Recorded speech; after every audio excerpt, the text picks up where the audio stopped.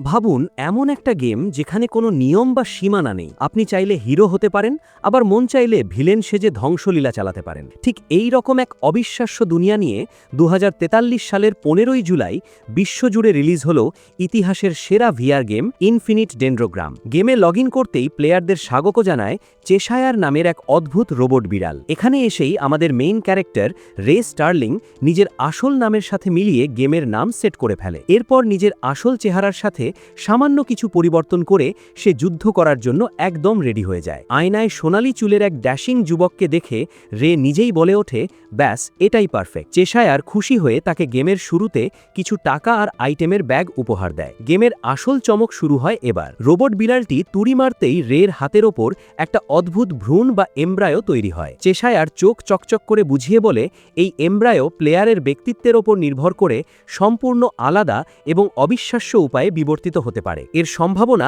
একদম অসীম। চেশায়ার একটা বই বের করে দেখায় যে এর মধ্যে অস্ত্র, দানব, গাড়ি, দুর্গ এবং ব্যারিয়ারের মতো হরেক রকমের টাইপ আছে। রে এত সব দেখে পুরো হাঁ হয়ে যায়। কিন্তু চমকের এখানেই শেষ নয়। চেশায়ার জানায় কপাল ভালো থাকলে রে একদম ইউনিক বা দুর্লভ কোনো ফর্মও পেয়ে যেতে পারে। রে নিজের হাতের গোল চিহ্নের দিকে তাকিয়ে ফিসফিস করে বলে, সব ভরসা এখন তোমার ওপর পার্টনার। এবার শেষ কাজ, গেমের মধ্যে নিজের রাজ্য বেছে নেওয়া। মাথার ওপর একটা গোলক ঘুরতে দেখে রে কিংডম অফ অল্টার সিলেক্ট করে নেয়। যাওয়ার আগে রে জিজ্ঞেস করে, সেখানে আমার আসল উদ্দেশ্য কি হওয়া উচিত? চেশায়ার হেসে উত্তর দেয়, সব তোমার ইচ্ছা। ডিমান হবে নাকি গড, কাজের মানুষ হবে নাকি অলস, সবটাই তোমার চয়েস। এরপরই রে পা রাখে ডেন্ড্রোগ্রামের আসল দুনিয়ায়। নীল আকাশ, পাখির ডাক আর হাতের নিচের মাটি দেখে রের মনেই হয় না এটা কোনো গেম। সবকিছু একদম বাস্তবের মতো জীবন্ত। রাজধানীতে ঢুকেই রে তো পুরো হাঁ। চারদিকে রাজকীয় সব চকচকে বিল্ডিং। রের প্রথম কাজ ছিল ফাউন্টেনের সামনে নিজের ভাইয়ের সাথে দেখা করা। কিন্তু সে যখন পথ হারিয়ে দাঁড়িয়েছিল,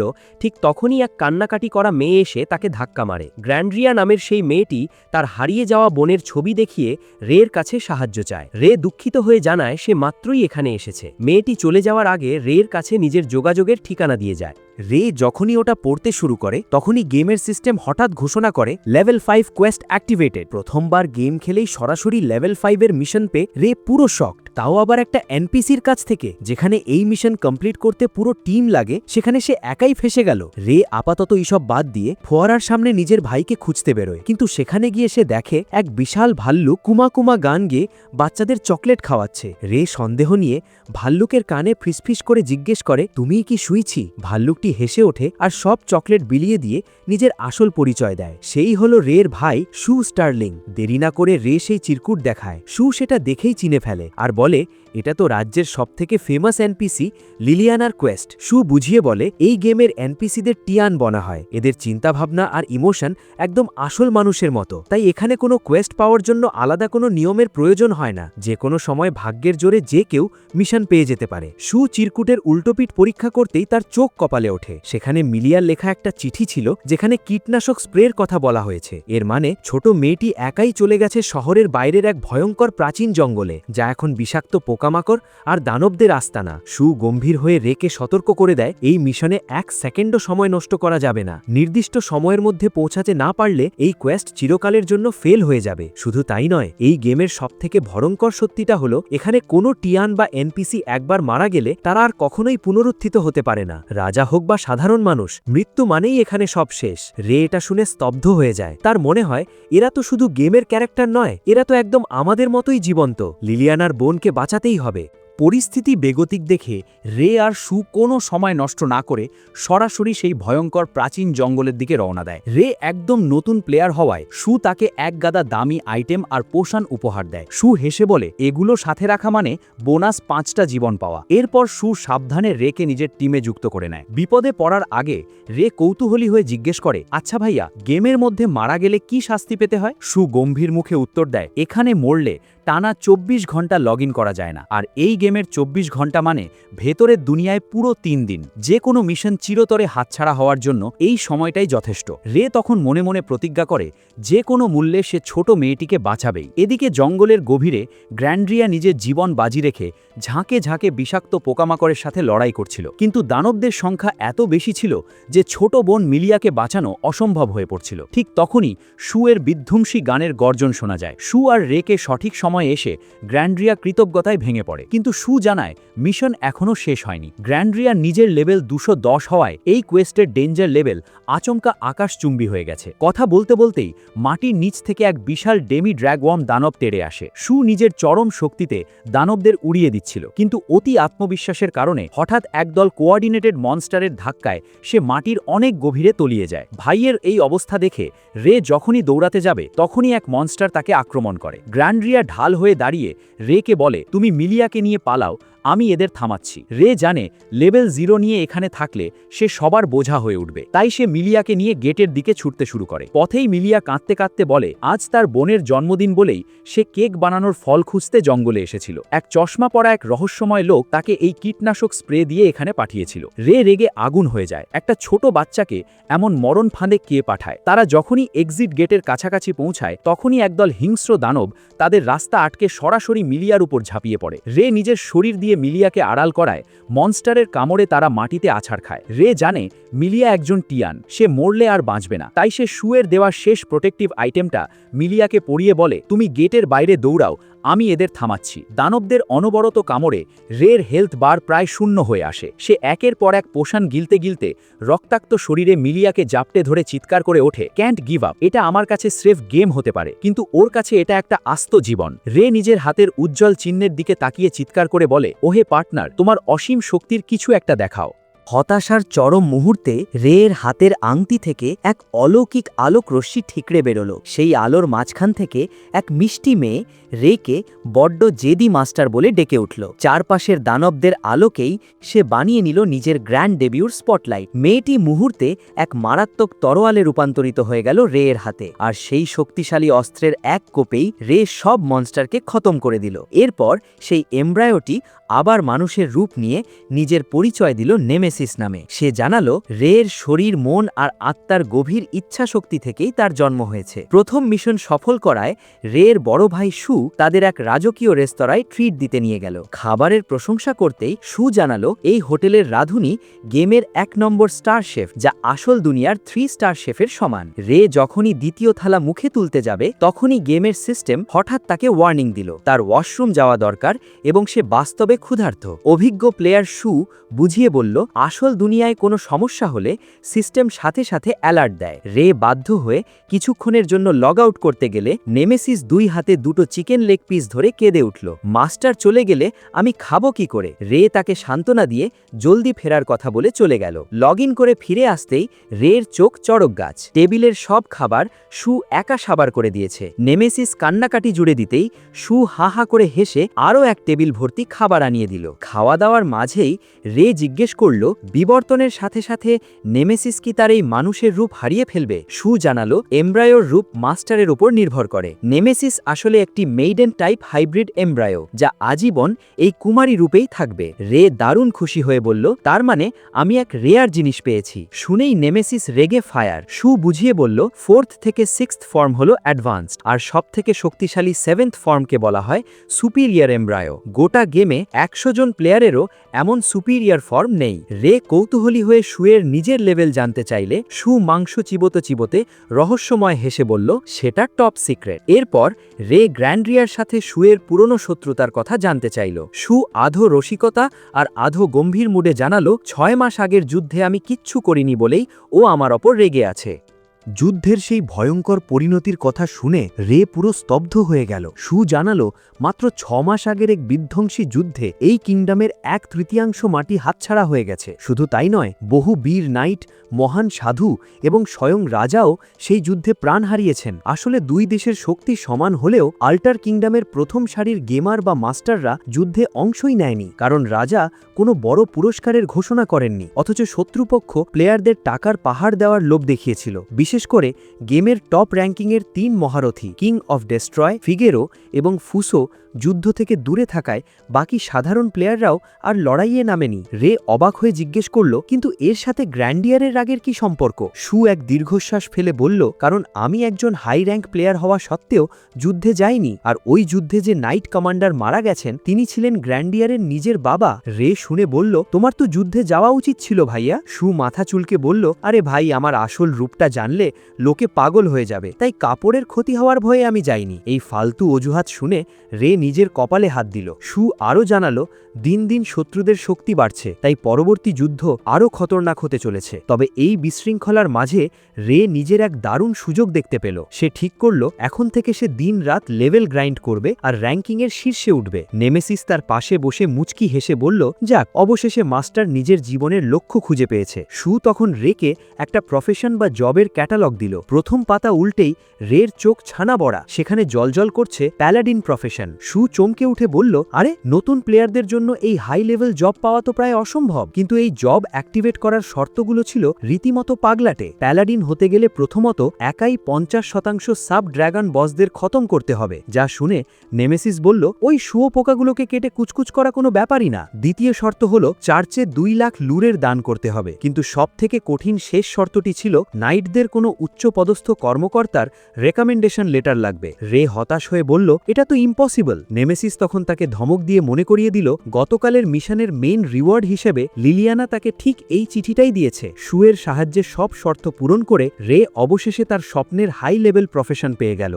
লেভেল 3তে উঠতেই রে এক খতরনাক হিলিং স্কিল পেয়ে গেল। তা দেখে নেমেসিস হঠাৎ লক্ষ্য করল দূরে 2 প্লেয়ার মনস্টারদের মাঝে ফেসে গেছে, কিন্তু গেমের নিয়ম মেনে সরাসরি সাহায্য করলে তাদের এক্সপিরিয়েন্স পয়েন্ট কাটা যাবে। তাই বুদ্ধি খাটিয়ে রে দূর থেকেই জাদুকরি ফার্স্ট এইড সাপোর্ট দিয়ে তাদের বাঁচিয়ে দিল। মনস্টার খতম হতেই তারা নিজেদের পরিচয় দিল। ছেলেটির নাম রুক, আর তার সাথে থাকা রূপসী মেয়েটি হল ব্যাবিলন, যে একটি rare guardian type embryo. Nemesis তো খুশিতে ডানা মেলে ব্যাবিলনের চারপাশে ঘুরতে লাগলো। কৃতজ্ঞতা জানাতে রুক তাদের এক রাজকীয় ভোজের আমন্ত্রণ জানায়। খাওয়া দাওয়া শেষে রে ঠিক করল আজ যে কোনো মূল্যে লেভেল 13-এ পৌঁছাবেই। কিন্তু জঙ্গলে পা রাখতেই চারদিক থেকে প্লেয়ারদের বুক ফাটা চিৎকার শোনা গেল। এটা কোনো সাধারণ মনস্টার অ্যাটাক ছিল না, এটা ছিল একদল নৃশংস পিকে বা প্লেয়ার কিলারদের মারাত্মক অ্যাম্বুশ। কিছু বুঝে ওঠার আগেই রেও সেই খুনিদের শিকার হয়ে গেল। 24 ঘন্টা পর গেমে লগ ইন করতেই রে দেখে নেমেসিস ফোয়ারার সামনে বসে অঝরে কাঁদছে। সে কান্নায় ভেঙে পড়ে বলল, মাস্টার, আপনি যদি আসল প্লেয়ার না হয়ে এই দুনিয়ার মানুষ হতেন তবে তো আজ চিরতরে শেষ হয়ে যেতেন। রে তাকে বুকে টেনে নিয়ে বলল, কেঁদো না পার্টনার, আমরা আবার একসাথে শক্তিশালী হব আর ওই খুনিদের কাছ থেকে প্রতিশোধ নেবই। ক্যাপিটালের চারপাশের এই খুনাখুনির হাত থেকে বাঁচতে রে মনস্টার হান্টিংয়ের জন্য এক গা ছমছমে রয়্যাল সেমেট্রি বা রাজকীয় কবরস্থানে চলে গেল। চারদিকের হাড়গোড় আর ভুতুরে পরিবেশ দেখে নেমেসিস ভয়ে কাঁপছিল। রে তাকে সান্ত্বনা দিয়ে বলল, আরে, এখানে আসতে 1 লাখ লুর লাগে, তাই ভিড় কম। কিন্তু গেটে যেতেই সিকিউরিটি গার্ড জানালো প্যালাডিনদের জন্য এন্ট্রি একদম ফ্রি। রে তো নিজের 1 লাখ লুর বাছার আনন্দে নাচতে লাগলো। পচা লাশের গন্ধের মধ্যেও নেমেসিস নিজের ডিউটি ঠিক রাখল। সে হঠাৎ চিৎকার করে বলল, মাস্টার, সাবধান, মাটির নিচ থেকে কেউ ধেয়ে আসছে। রে তরোয়াল শক্ত করে ডিফেন্স পজিশন নিল, কিন্তু ধুলো উড়িয়ে যে ক্যারেক্টারটি সামনে এলো সে রেকে দেখেই মাথা ঝুঁকিয়ে ক্ষমা চাইতে লাগলো। সে জানালো ভুল করে রেকে মনস্টার ভেবে সে দূর থেকে অ্যাটাক করে ফেলেছে। নিজের পরিচয় দিতে গিয়ে সে বলল, সেই হলো এই সোলো লেভেলের গেমিং কিংবদন্তি ফিগেরো। রে অবাক হয়ে জিজ্ঞেস করল, আপনি বাইরের পিকে গ্যাংয়ের খবর জানেন না? ফিগেরো মাথা চুলকে বলল, আরে ভাই, আমি তো 5 দিন ধরে এই মাটির নিচেই পড়ে আছি, বাইরের খবর জানবো কি করে? ফিগেরো জানায় সে একা কত গভীরে যেতে পারে তারই টেস্ট নিচ্ছিল, এবং এবার সে লেভেল 48-এ গিয়ে এক নতুন রেকর্ড গড়েছে। এই টপ র্যাঙ্ক প্লেয়ারকে এত সাধারণের মতো ঘুরতে দেখে রে তো পুরো হাঁ। ফিগেরো হাসি মুখে বলে সে আসলে অ্যারিনার মতো গোলকধাঁধায় লড়াই করতে ভালোবাসে। সে রেকে পরামর্শ দেয় গিডিয়ানের মতো যুদ্ধনগরীর অ্যারিনায় ট্রাই করতে, কারণ সেখানে মরলেও কোনো পেনাল্টি পেতে হয় না। যাওয়ার আগে ফিগেরো রের ডিফেন্সের প্রশংসা করে বলে, আগামীকাল থেকে বাইরের জগৎ তোমাদের জন্য একদম সেফ হয়ে যাবে। লেভেল বাড়িয়ে একদিন অ্যারিনায় এসো, দুজনে জনিয়ে ফাইট করব। এই দারুণ খুশির খবরে রে আর নেমেসিস দ্বিগুণ এনার্জি নিয়ে আবার লেভেল গ্রাইন্ডিংয়ে মেতে ওঠে। পরের দিন সকালেই পুরো এলাকা এক গরম খবরে তোলপাড় হয়ে যায়। চারপাশের সব ম্যাপ থেকে পিকে বা প্লেয়ার কিলারদের উপদ্রব এক রাতের মধ্যে গায়েব। রে আর নেমেসিস যখন রেস্তোরাঁয় বসে ভাবছিল কিভাবে এটা সম্ভব হলো, তখনই তাদের টেবিলে এসে বসে রুক। ঠিক সেই সময় কালো চশমা পরা এক রহস্যময়ী নারী তাদের পাশে বসে বলে ওঠে, একদম ঠিক ধরেছ। সে নিজের পরিচয় দেয় ম্যারি অ্যাডলার নামে এক তুখোর জার্নালিস্ট হিসেবে। ম্যারি জানায় সেই পুরো ঘটনার ভেতরের আসল সত্যটা জানে, তবে এই খাতারনাক ইনফরমেশন কিন্তু একদম ফ্রিতে মিলবে না। টাকা পকেটস্থ করে ম্যারি এক বিস্ফোরক তথ্য ফাঁস করে। সে জানায় যারা এতদিন সাধারণ প্লেয়ারদের খুন করছিল তারা এখন নিজেরাই যমদূতের মুখে পড়েছে। পূর্ব, দক্ষিণ আর পশ্চিমের 3 খাতারনাক পিকে গ্যাং ম্যাড ক্যাসেল আর গবলিন স্ট্রিটকে যারা গুড়িয়ে দিয়েছে তারা সবাই গেমের সবথেকে শক্তিশালী 7th ফর্মের সুপিরিয়র এমব্রায়ো হোল্ডার। ম্যারি তার গ্যাজেট দিয়ে সেই ভয়ঙ্কর যুদ্ধের এক লাইভ প্রজেকশন ভিডিও দেখায়। দক্ষিণের পিকে গ্যাং এক বিশাল আয়রন ম্যানকে দাঁড় করিয়ে প্লেয়ারদের চ্যালেঞ্জ দিচ্ছিল যে এর গায়ে ক্ষত না করতে পারলে সবাইকে কেটে ফেলা হবে। ড্যামেজ রিডাকশন স্কিলের কারণে কেউ তাকে ছুতেও পারছিল না। ফিগেরো আসার আগেই তার সমস্ত পিকে সাঙ্গপাঙ্গদের একাই সাফ করে দিয়েছিল। আসলে ফিগেরো এসব ঝামেলায় জড়াতে একদম পছন্দ করে না। সে স্রেফ বাড়ি ফেরার পথে রাস্তা আটকে ছিল বলেই তাদের ধোলাই করে ক্লিয়ার করছিল। এখন শুধু পিকে গ্যাংয়ের বস আর্মার বেঁচে ছিল। ফিগেরো তাকে শেষ সুযোগ দিয়ে বলে, তুমি যদি নিজে থেকে পিছু হটো আমি তোমাকে ছেড়ে দেব। আর্মার মনে মনে ফিগেরোর দামি ইকুইপমেন্ট দেখে লোভ সামলাতে না পেরে পিছু হটার ভান করে। সে ফিগেরোকে কাছে ডাকার জন্য একটা চুক্তিপত্রে সই করার নাটক করে। ফিগেরো যখনই ঠিক 4 কদম দূরত্বে আসে, আর্মার আচমকা তার এমব্রায়োর খতরনাক কিলার টেকনিক দিয়ে ফিগেরোকে পিষে ফেলার চেষ্টা করে। কিন্তু ফিগেরো এক চুলো নড়েনি। সে সঠিক সময়ের অপেক্ষা করে এক অদ্ভুত চেন দিয়ে আর্মারকে টেনে হিচড়ে পেছনে এনে এক চূড়ান্ত মরণ কামড় বসিয়ে দেয়। প্রজেকশনে এই ভয়ানক যুদ্ধ দেখে রে মনে মনে বলে, বাপ রে, একেই বলে আসল খতরনাক লড়াই। এরপর ম্যারি পূর্ব আর পশ্চিমের যুদ্ধের দিকে ইঙ্গিত করে জানায় সেখানে 2 মারাত্মক ক্ষমতা সম্পন্ন মেয়ে নবাগত প্লেয়ারদের বিষ খাইয়ে মারছিল। তবে সবথেকে বড় ধামাকাটা ঘটেছিল উত্তর দিকে। এখানকার আসল অপরাধী ছিল এক সুপার অ্যাসাসিন। ম্যারি স্ক্রিনের দিকে আঙুল তুলে বলে, ভালো করে দেখো, ছায়ায় ঢাকা এই ভয়ানক ক্যারেক্টারটি হল রহস্যময় কিং অফ ডেস্ট্রয়। বিশ্বস্ত সূত্রে জানা গেছে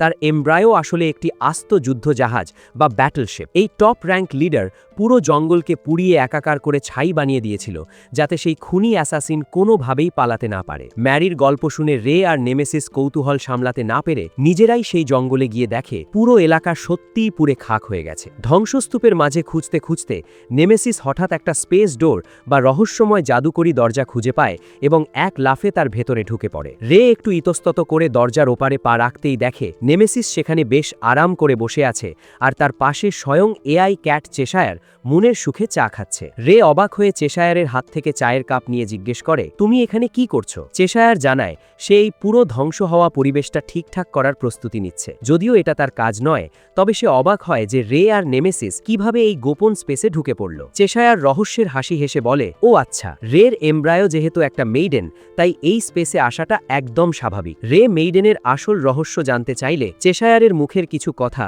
গেমের সিস্টেমে ট্রান্সলেটই হলো না। রে শুধু বুঝল এরা আসলে গেমের এক ধরনের সিকিউরিটি সিস্টেম। রে তখন জিজ্ঞেস করল, এই জঙ্গল কি আবার আগের মতো হয়ে যাবে? চেশায়ার বুঝিয়ে বলে, পুরো আগের মতো না হলেও গেমের নিজস্ব স্বয়ংক্রিয় নিয়মে এটা আবার নতুন করে গড়ে উঠবে। চেশায়ার আরও এক খতরনাক গোপন তথ্য ফাঁস করে দেয়। সে জানায় গেমের আইন অনুযায়ী যেসব প্লেয়ার ওয়ান্টেড বা অপরাধী তারা যদি একবার গেম থেকে লগ আউট করে বা মারা যাওয়ার পর আবার গেমে ফিরে আসে, তবে তারা সমস্ত অপরাধের শাস্তি থেকে পুরোপুরি মুক্ত হয়ে যায়। অর্থাৎ গেমের ভেতরে তাদের আর সহজে ধরা যায় না।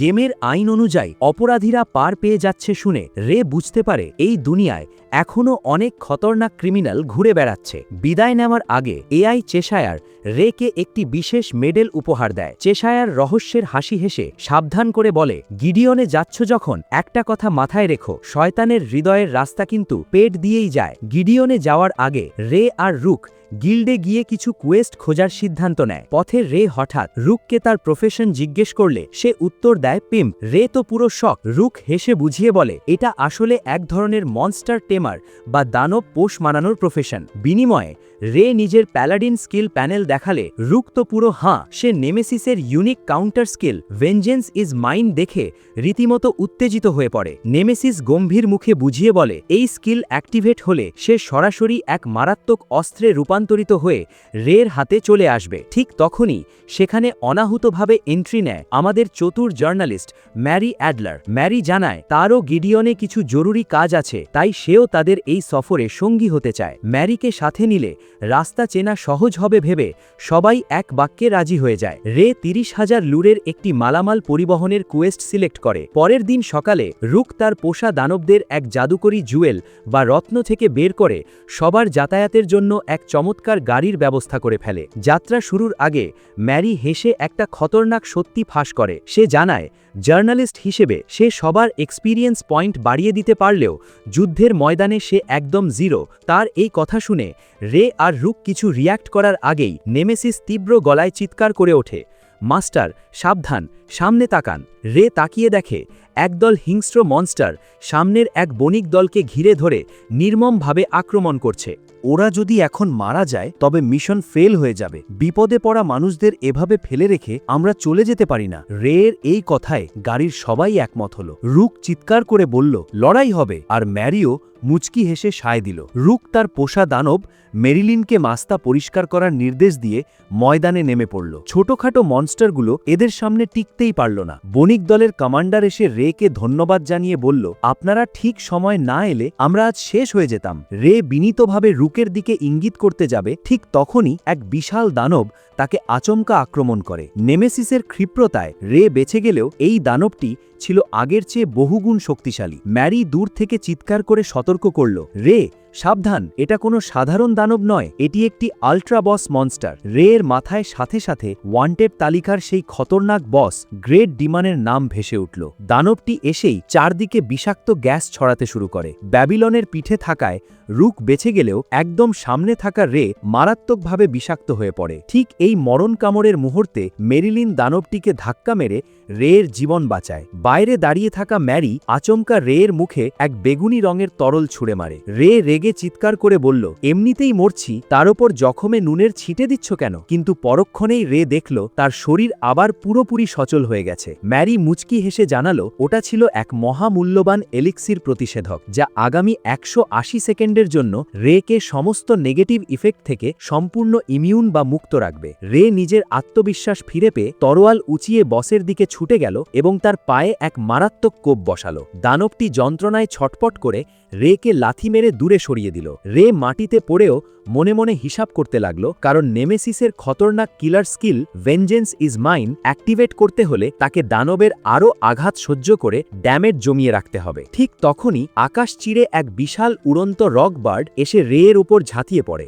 দুই দানবের সানাসি আক্রমণে রে যখন দিশেহারা, ঠিক তখনই রুক আর ব্যাবিলন উড়ে এসে ওপরের পাখিটাকে আটকে দেয়। নেমেসিস চিৎকার করে বলল, মাস্টার ওদের এই সুযোগ নষ্ট হতে দিও না, এলিক্সিরের সময় আর মাত্র 57 সেকেন্ড। রে বুঝতে পারল রুক আর ম্যারির সাহায্য ছাড়া সে একা কিচ্ছু নয়। শেষ 10 সেকেন্ডে রে দানবের এক চূড়ান্ত আঘাত নিজের শরীরে সয়ে নেয়। ড্যামেজ ফুল হতেই রে গর্জন করে ডেকে উঠল, নেমেসিস এবার আমাদের পালা, আর এক কোপেই সেই আল্ট্রা বসের মাথা ধর থেকে আলাদা হয়ে যায়।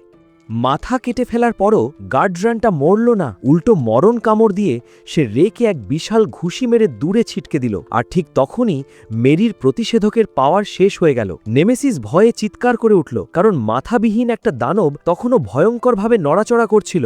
রের হঠাৎ এআই চেশায়ারের সেই রহস্যময় ধাঁধাটি মনে পড়ে গেল, শয়তানের হৃদয়ের রাস্তা কিন্তু পেট দিয়েই যায়। রে বুঝে গেল এই দানবের আসল প্রাণ লুকিয়ে আছে তার পেটের ভেতরে। কিন্তু বুঝলে কি হবে? রের শরীরে তখন এক ফোঁটাও শক্তি অবশিষ্ট ছিল না। সে মাটিতে লুটিয়ে পড়ল, কিন্তু পরক্ষণেই নিজের বন্ধুদের মুখের দিকে তাকিয়ে আবার গর্জন করে সোজা দাঁড়িয়ে বলল, আমার টিম এখনো হার মানেনি, তাহলে আমি কিভাবে হাল ছাড়ি? এই সীমানা পেরিয়ে আজ আমি জয় ছিনিয়ে আনবই। রে যখন নেমেসিসকে নিয়ে এই অসম লড়াইয়ের জন্য তৈরি হচ্ছিল, তখনই গেমের সিস্টেমে পাগলের মতো ওয়ার্নিং বিগ আওয়াজ শুতে শুরু করে। স্ক্রিনে একটা কাউন্টডাউন টাইমার ভেসে ওঠে, যেখানে রেকে হ্যাঁ অথবা না সিলেক্ট করতে বলা হচ্ছিল। ওদিকে দানবটির পেটের ওপর দুটো নতুন চোখ গজিয়ে উঠেছে এবং সে রেকে খুঁজছে। কোনো উপায় না দেখে রে ভাগ্যের ওপর ভরসা করে হ্যাঁ বাটনে চাপ দিল, আর সাথে সাথে গেমের সিস্টেম ঘোষণা করল embryo emergency evolution activated. Timer শেষ হতেই নেমেসিস তার দ্বিতীয় বিবর্তিত বা সেকেন্ড ফর্মে এসে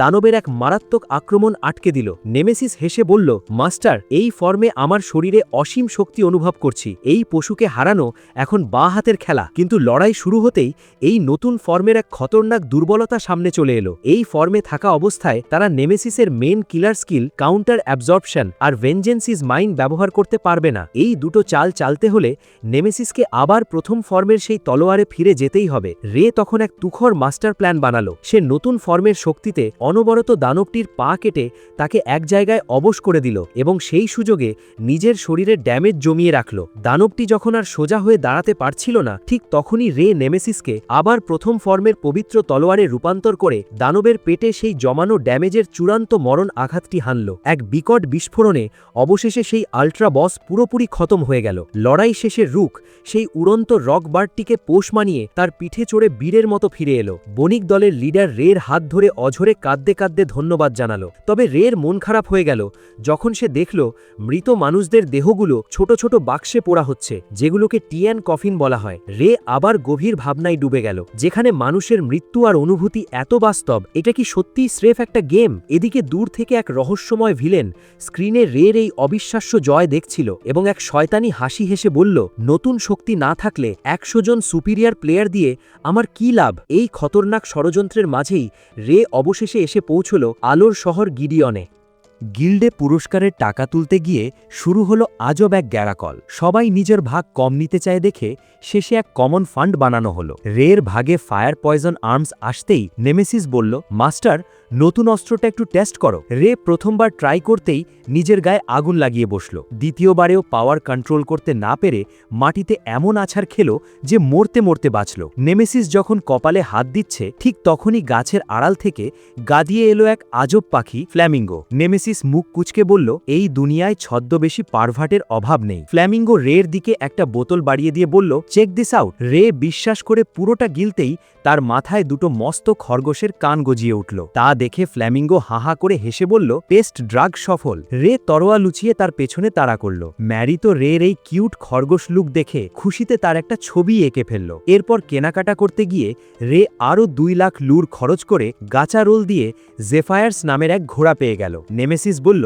মাস্টার, এবার একটু চড়ে দেখাও তো। কিন্তু রে পিঠে পা রাখতেই ঘোড়া তাকে লাথি মেরে মাটিতে ফেলে দিল। রে ইনফরমেশন ঘেটে জানতে পারল ঘোড়া চালাতে হলে আরও 1 লাখ লুর দিয়ে হর্স স্ট্রাইপস চার্ম কিনতে হবে। রে কান্নাকাটি জুড়ে দিয়ে বলল, ভাই, এখন আমার একমাত্র কাজ শুধু টাকা ফার্ম করা। নেমেসিস বুদ্ধি দিল অ্যারেনায় যেতে, কিন্তু সেখানে ঢুকতে মিনিমাম লেভেল 51 লাগে। তারা যখন রাস্তা দিয়ে যাচ্ছিল তখনই দেখল একদল গুন্ডা মিলে একটা ছোট মেয়েকে পেটাচ্ছে। অন্যায় দেখে রে তেড়ে দিয়ে এক গুন্ডাকে ধাক্কা মারতেই সে বাতাসে উড়ে গিয়ে বহু দূরে আছাড় খেল। রে নিজের এই দানবীয় শক্তি দেখে পুরো টাসকি খেয়ে গেল। সে বাকিদের দিকে তাকিয়ে গর্জন করল, এরপর কে আসবি, আয়। রের এই রুদ্র রূপ দেখে পুরো গ্যাং ভয়ে কাঁপতে কাঁপতে পালিয়ে বাঁচল। যাওয়ার আগে তারা হুমকি দিল, আমাদের চেহারা মনে রাখিস, এই মেয়ের ভাই কিন্তু এখনও আমাদের কবজায়। গুন্ডারা পালাতেই রে পাশে থাকা হুগো নামের এক গেমারকে জিজ্ঞেস করল, তোমার এত হাই লেভেল হওয়া সত্ত্বেও তুমি ওদের হাতে মার খাচ্ছিলে কেন? হুগো জানালো তার প্রফেশনের কারণে তার ফিজিক্যাল স্ট্যাটাস বাড়ে না। ঠিক তখনই সেই ছোট মেয়েটি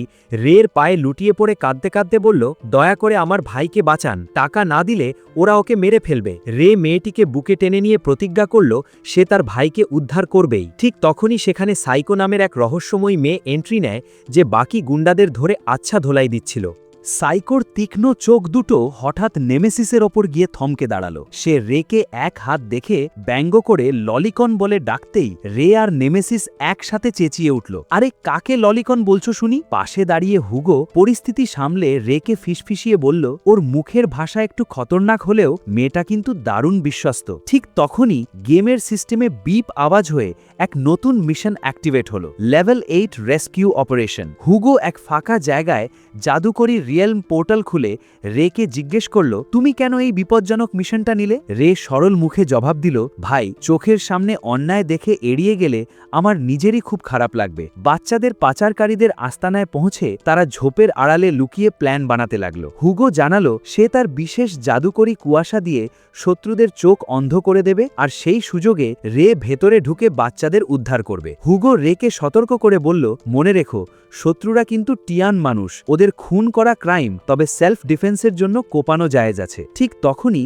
সেখানে আরও এক গাড়ির নতুন বাচ্চা নিয়ে পাচারকারীরা হাজির হলো। সাইকো নিজের স্কিল দিয়ে দূর থেকে তাদের কথাবার্তা ট্রান্সলেট করে জানালো এই নিষ্পাপ বাচ্চাদের এক দুর্গে নিয়ে গিয়ে বলিদানের খতরনাক ষড়যন্ত্র চলছে। গেমের এই নির্মম বাস্তব রূপ দেখে রের বুক কেঁপে উঠল। সে তরোয়াল শক্ত করে ধরে বলল, আমি বাচ্চাদের বাঁচিয়ে আমার প্রতিজ্ঞা পূরণ করবই। ওদিকে বাইরে সাইকো হুগোকে তার এমব্রায়োর আসল পাওয়ার ব্যবহার করতে বললেও হুগো নিজের পুরনো ভুলের যন্ত্রণায় মাথা নিচু করে বলল, আমি ওই চাল আর কোনোদিন চলব না। ঠিক তখনই সাইকোর ব্যাচটি মুক্ত হয়ে এক বিশাল মেইডেন চ্যারিয়েট বা রোবট যুদ্ধরথে রূপান্তরিত হল। আর আস্তানার ভেতরে এই পুরো খতরনাক চক্রের পেছনে থাকা মেইন ভিলেন এক জ্যান্ত কঙ্কাল বা লিশ আবির্ভূত হল। সে শয়তানি হাসি হেসে বলল, আমি অমর রাজা হতে 5000 বছর ধরে অপেক্ষা করছি। এখন এই বাচ্চাদের মেরেই আমার সেই কালো জাদু সম্পূর্ণ হবে। এই পৈশাচিক কথা কানে আসতেই রে আর 1 সেকেন্ডও সময় নষ্ট করল না। সে এক লাফ সামনে গিয়ে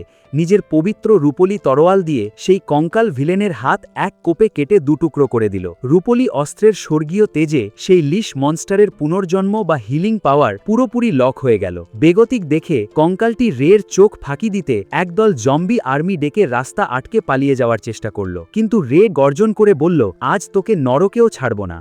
কঙ্কাল লিশটি কোনো মতে বাইরে পালিয়ে এসেই দেখে তার পার্টনার গুসের শরীর ইতিমধ্যে টুকরো টুকরো হয়ে মাটিতে পড়ে আছে। পালানোর সব রাস্তা বন্ধ করে সামনে দাঁড়িয়ে আছে হুগো আর তার খতরনাক রোবট সাইকো। হুগো বরফ শীতল গলায় গর্জন করে বলল, কোনটা বেছে নিবি বল, নরকের আগুন নাকি আমার হাতের চূড়ান্ত শাস্তি? লিশটি চিৎকার করে বলল, আমি এত সহজে মরতে পারি না, আমি অমর রাজা হবই। সামনে পেছনে ঘেরাও হয়ে সে মরিয়া হয়ে তার শেষ Trump card spirit of anger বা ক্রুদ্ধ আত্মা রের দিকে ছুড়ে মারল, কিন্তু রে তার রূপলি তরোয়াল দিয়ে এক পলকে সেই কালো জাদু পুড়িয়ে ছাই করে দিল। কোনো উপায় না দেখে লিশটি রের পায়ে পড়ে 7 কোটি লুরের লোভ দেখিয়ে জীবন ভিক্ষা চাইল, কিন্তু রে এক মুহূর্ত দ্বিধা না করে তরোয়াল সোজা তার পেটে গেঁথে দিয়ে তার খেলা চিরতরে সাঙ্গ করে দিল। মরার আগে লিশটি রের গায়ে এক খতরনাক বিষের অভিশাপ দিয়ে যায়। ভাগ্যিস হুগোর কাছে পবিত্র জল আর অ্যান্টি কার্স ওষুধ ছিল, যা দিয়ে রেকে বাঁচানো গেল। সব শান্ত হতেই তারা বাচ্চাদের বাঁচাতে ভূগর্ভস্থ ঘরের দিকে ছুটে গেল, কিন্তু আসল বিপদ তখন বাইরে ঘটছিল। পাচারকারীদের বাকি সাঙ্গপাঙ্গরা এই সুযোগে রুকের গাড়ির ভেতর থেকে মালপত্র চুরি করতে শুরু করল। এক গুন্ডা সেখানে থাকা এক গোপন বাক্সে ছুরি মারতেই চারদিকে সোনার কয়েন ছড়িয়ে পড়ল এবং ভেতর থেকে এক রহস্যময় বীজ তার হাতে আটকে গেল। সাথে সাথে অ্যাক্টিভেট হলো এক নিষিদ্ধ অভিশাপ স্কিল আনডেড হেট্রেড। চোখের পলকে সেই বীজ থেকে শত শত রক্তচোষা লতা বেরিয়ে চারপাশের সব লাশগুলোকে একসাথে জুড়ে এক বিশাল রাক্ষুসে দানব তৈরি করে ফেলল। গেমের এআই সিস্টেম সাথে সাথে ওয়ার্নিং দিয়ে ঘোষণা করল, নতুন এক আল্ট্রা বস মনস্টার ম্যান্টিস ডেমনের আগমন ঘটেছে। বাচ্চাদের নিয়ে বাইরে এসেই রে দেখল সেই ম্যান্টিস ডেমন চারপাশের সবকিছু পায়ের তলায় পিষে ধ্বংস করছে। দানবটির এক মরণ থাবায় হুগোর অস্ত্র চূর্ণ হয়ে গেল। ঠিক তখনই এক ছোট্ট মেয়ে ভয় পেয়ে গাড়ি থেকে বেরোতেই দানবটি তার দিকে তেড়ে গেল। রে নিজের ফায়ার আর্মস দিয়ে আগুন জ্বালিয়ে দানবটিকে থামিয়ে হুগোকে বলল বাচ্চাদের নিয়ে পালাতে। দানবটির ক্ষতস্থান এত দ্রুত হিল হচ্ছিল যে রের কোনো অ্যাটাক কাজ করছিল না। তখনই নেমেসিস চিৎকার করে বলল, মাস্টার, সেই লিশ মরার আগে যে ড্যামেজ আমাদের দিয়েছিল তা এখনও আমার ভেতর জমা আছে। এই দানবকে মারার এটাই শেষ সুযোগ। এতগুলো নিষ্পাপ বাচ্চার জীবন নিয়েও তোর ক্ষোভ মিটল না রাক্ষস? তোকে আমি আর একটাও প্রাণ কেড়ে নিতে দেব না। রে গর্জন করে ম্যান্টিস ডেমনের উপর ঝাঁপিয়ে পড়ল, কিন্তু কয়েকবার তলোয়ার চালানোর পরই রে বুঝল এই দানবের উইক পয়েন্ট জলদি খুঁজে না পেলে তারা বেশিক্ষণ টিকতে পারবে না। আরও খতরনাক ব্যাপার হলো এতক্ষণ ধরে তাদের জমিয়ে রাখা সব ড্যামেজ হঠাৎ গায়েব হয়ে গেল। দানবটি তখন রেকে ছেড়ে সোজা হুগো আর বাচ্চাদের গাড়ির দিকে তেড়ে গেল। রে নিজের সর্বোচ্চ গতিতে ছুটে গিয়ে দানবের রাস্তা আটকে দাঁড়ালো। হুগো এক বুক স্বস্তি নিয়ে গাড়ি ছুটিয়ে পালালো, আর ওদিকে রের ওপর রেগে গিয়ে সেই মৃত লিশ আবার দানবটার কন্ট্রোল নিজের হাতে নিয়ে নিল। লড়াইয়ের মাঝে রে হঠাৎ দানবটার মাথায় একটা উইক পয়েন্ট দেখতে পেল, কিন্তু সে আঘাত করতে যাবে ঠিক তখনই ভেতর থেকে একটা রহস্যময়ী কোর বা এনার্জি কেন্দ্র বেরিয়ে রেকে এক ধাক্কায় বহু দূরে ছিটকে দিল। রের জীবন বাঁচাতে নেমেসিস জলদি হিউম্যান ফর্মে এসে পেছন থেকে তাকে আটকানোর চেষ্টা করল, কিন্তু দানবের আঘাত এতটাই মারাত্মক ছিল যে রে সরাসরি অজ্ঞান হয়ে মাটির বুকে লুটিয়ে পড়ল। অবচেতন অবস্থায় রে স্বপ্নের মাঝে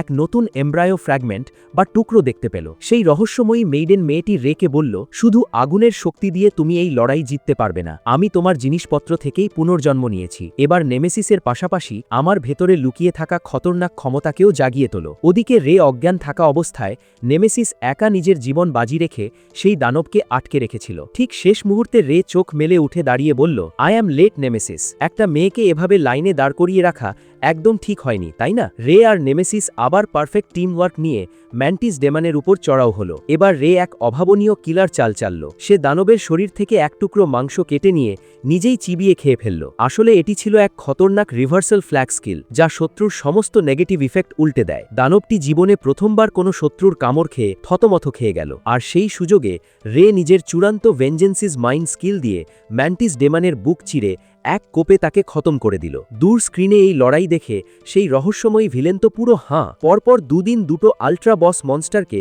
এক লেভেল 12-এর প্লেয়ার ধুলোই মিশিয়ে দিল, এটা ভাবাই যায় না। যুদ্ধ শেষে সাঁঝের আলোয় নেমেসিস রেকে জিজ্ঞেস করল, মাস্টার তুমি কি এই গেম ছেড়ে চলে যাবে? রে বলল, এই দুনিয়ায় অনেক মৃত্যু, তবে আমার সামনে কেউ বিপদে পড়লে আমি নিজের সব শক্তি দিয়ে তাকে বাঁচাবো। নেমেসিস হেসে বলল, আমিও তোমাকে আগলে রাখব। ওদিকে এক নতুন ধামাকা নিয়ে জুনিউ নামের এক খতরনাক গেমার তার এমব্রায়ো কাংকে সাথে নিয়ে গিডিয়ান অ্যারিনার দিকে রওনা দিয়েছে, কিন্তু মাঝপথেই হঠাৎ আকাশ চিরে এক বুলেট এসে কাংয়ের চুল ছুঁয়ে গেল। পাহাড়ের উপর দাঁড়িয়ে গবলিন স্ট্রিটের সর্দার আর চুরির রাজা এলড্রিজ নিচের কাফেলার দিকে তাকিয়ে দাঁত কিরমির করছিল। সে হিসাব কষছিল যে কাফেলাটা আর একটু এগোলেই তার পাতা খতরনাক ফাঁদে পা দেবে, কিন্তু সে কিছু বুঝে ওঠার আগেই এক পলকে জুনিউ তার চোখের সামনে এসে হাজির হলো। এলড্রিজ চিৎকার দেওয়ার সুযোগটুকুও পেল না, কারণ পরের সেকেন্ডেই তার তাজা হৃৎপিণ্ডটা জুনিউয়ের হাতের মুঠোয় চলে এসেছিল। চারপাশের গুন্ডারা ভয়ে চিৎকার করে তরোয়াল উঁচিয়ে তেড়ে আসার আগেই জুনিউ তাদের চোখের পলকে ধুলোয় মিশিয়ে দিল। সে দুই হাতে ব্লেড ঘোরাতে ঘোরাতে ঠান্ডা গলায় বলল, এই সুপার কিংডমের ফালতু প্লেয়ারদের থেকে বেশি কিছু আশা করাই ভুল। পরের দিন সকালে নাস্তা খাবার সময় ম্যারি রেকে জিজ্ঞেস করল, তুমি যদি সেই সুপার অ্যাসাসিনদের বিরুদ্ধে প্রতিশোধ নিতে চাও তবে নিজের দুর্বলতাগুলো জানো তো? রে মাথা চুলকে বলল, আমার ক্লোজ কমব্যাট রেঞ্জ খুব কম, আর নেমেসিসের স্কিল ফেল করলে আমি পুরো ফাঁপড়ে পড়ে যাই। ম্যারি চশমাটা ঠিক করে বলল, শুধু তাই নয় মাস্টার, তোমার স্পিড আর ফিজিক্যাল টাফনেসও বড্ড কম। যদি শত্রুর গতিকে টেক্কা দিতে না পারো তবে অ্যাসাসিনদের এক কোপেই তুমি শেষ হয়ে যাবে। ম্যারি আরও এক খতরনাক গোপন তথ্য ফাঁস করে জানালো